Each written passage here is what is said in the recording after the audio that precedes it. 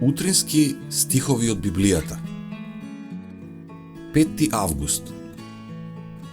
Ние сме засрамени. Да легнеме во својот срам. Нека не покрие нашето засрамување. Зашто на Господа својот Бог му сгрешивме. Ние и нашите татковци. Од својата младост до денешниот ден и не го слушавме гласот на Господа, нашиот Бог. Еремија 3:25. Признавањето нема да биде прифатливо за Бога без искрено покаяние и реформа. Мора да настанат решителни промени во животот. Се што е навредливо за Бога мора да се отфрли.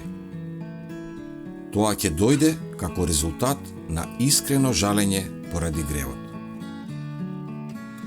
Делото што треба да го извршиме од наша страна, јасно ни е откриено. Измијте се, очистете се.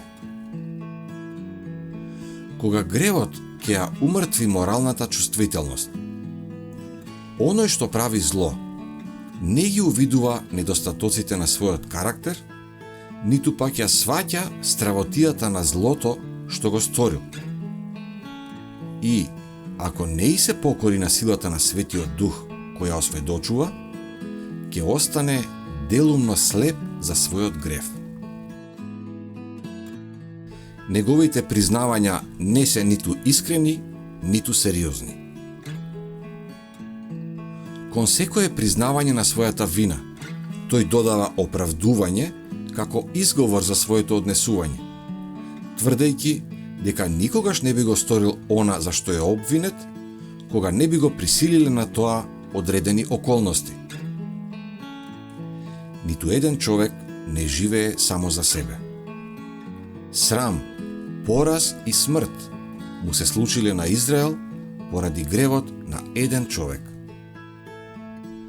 Разни гревови кои се негуваат и практикуваат од страна на оние што се изјаснуваат за христијани, навлекуваат Божје неодобрување врз црквата. Во денот кога ќе се отворат небесните книги, судијата нема со зборови да ја искаже вината на човекот, туку ќе фрли еден продорен, осведочувачки поглед. И секое дело, секоја постапка од животот, јасно ќе се врати во сеќавањето на престапникот. Грешникот нема да има потреба да биде баран, како во времето на Исус Навин, со одделување на племето па семејството. Туку тој самиот, со своите усни, ќе го признае својот срам, својата себичност, лакомост, нечесност, дволичност и измама.